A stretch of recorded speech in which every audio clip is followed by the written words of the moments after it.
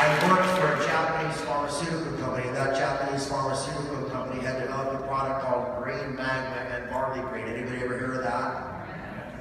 Well, I took them from a $700,000 company to like a $25 million company because I was so powerfully enthusiastic about giving people green juice powder when before they had to grow wheatgrass and get a grinder and make it fresh and people wouldn't do it. And Dr. Hagiwara from Japan told me he had created a pharmaceutical method of converting green juice to powder, and it was pure, and it was organic, and it was raw, and I was all in. And then I was requesting information. Could you please give me studies? And they kept sending me studies on fresh barley grass juice and not the dry one. And I said, no, I need the studies on the dry one. And they said, well, the dry one's just like the fresh one. And so what they didn't know is I had already made my money in life. I was working for them because I wanted to find my home. Okay? And so I sent the product out to various labs. I spent like $5,000 of my own money testing the product in a company I worked for because I had lost trust in them. And there was a good reason I had lost trust. It turned out that Dr. Hagiwara and his Japan Pharmaceutical Development Corporation, selling green magma and barley green, was putting 40% maltodextrin in the product and not telling anybody, and maltodextrin is practically sugar. Okay, 40%. Imagine if you discovered that your power shake was 40% sugar and I never told you. That's not right. And I was angry, but not as angry as when I found out it had pesticide residues when he said it was organic. And then I found out there was not one trace of a living enzyme when he said it was wrong. And I quit. And they said, please don't quit. They flew me to Hawaii where I met him. He came in from Japan. It's about halfway. And he said, David, you don't understand. Maltodextrin is my trade secret. The only way to dry green juice into a powder to make it convenient for people and to heal people is to have this stabilizer in it. And I said, oh. So then, I'm at the Anaheim trade show. Anaheim, we do these health food trade shows, Boston and then LA. So I'm here in Anaheim, right in the street over there, and I'm talking to Charlie Fox, and Charlie Fox, the guy who brought odorless Kyolic garlic to America from Japan. He's an awesome dude. Remember Charlie Fox? Amazing guy. Gypsy Boots was famous in Southern California. If you knew Gypsy Boots, my man.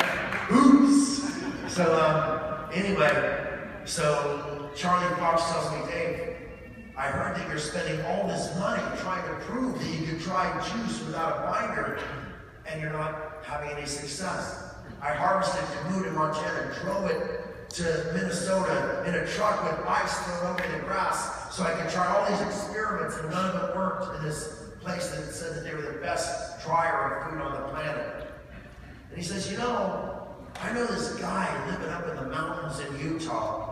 He went to them trying to prove that he had the best way to dry food, that if they wanted to dry food and store it for 2 years, that he found a way to dehydrate food without using any heat and without using any binders. And I said, it's not possible. I've been working for a year and a half to do this with the greatest technologists on the planet. It's not possible. The best I've been able to do is get it down to a 15% carrier instead of 40%. Like the Japan Pharmaceutical Company was doing. He says, I swear to you, it's pure.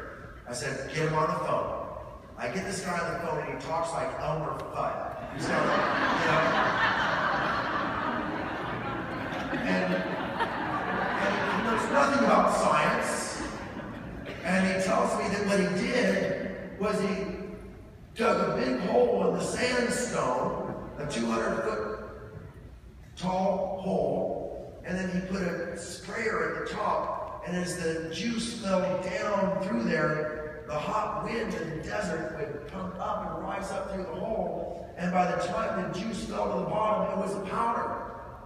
And I said, how's that possible? And he said, watch this. And he put on a cassette tape of waves crashing on rocks.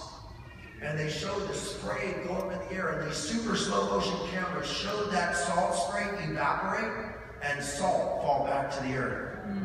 Mist would go up and salt would fall down. And the temperature of the ocean was only like 60, 70 degrees. And he says, when I saw that video, I knew that I could evaporate food without a binder. But I needed to recreate that, and that's what he did in the sandstone with the sprayers.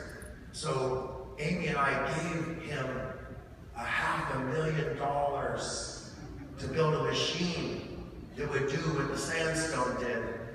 And then we found this amazing land that had 1,000 acres of soil that was 90 feet deep with topsoil because it had been a lake for thousands of years, and it just dried up less than 100 years ago, and all this accumulated amazing stuff where the lake was in there, and we began to cultivate that. So I went back to Dr. Hayawara, who I was still working for, by the way, while I was doing all this.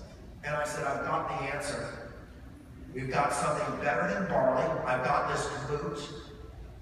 We've got this process. I'm telling the story sort of backwards, and he fired me. He said, how dare you think that you can do my job? You're a used car salesman. Get out of here. Well, guess what? This used car salesman?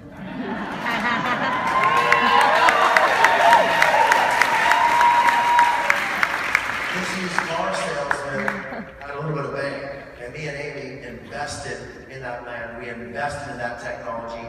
We brought the world's first 100% pure, certified organic, without any binder, filler, or excipient, low temperature dehydrated food for the very first time into this world. Woo! And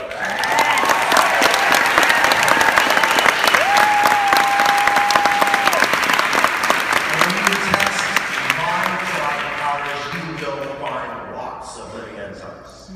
Okay? You will not find a pesticide residue in anything that we make. And so the process where this company started was Amy and I investing in a dream that we could change the world, that everybody drinking dry green juice had to take sugar with it, had to take chemicals with it, and it was not alive. And we changed that. And we built this company on that single promise that we would not adulterate your food, and we deliver you the purest food, that we reach back into cultures, into ancient history, and we bring forward the knowledge that had been lost. And Kamut is a beautiful example of that. Okay?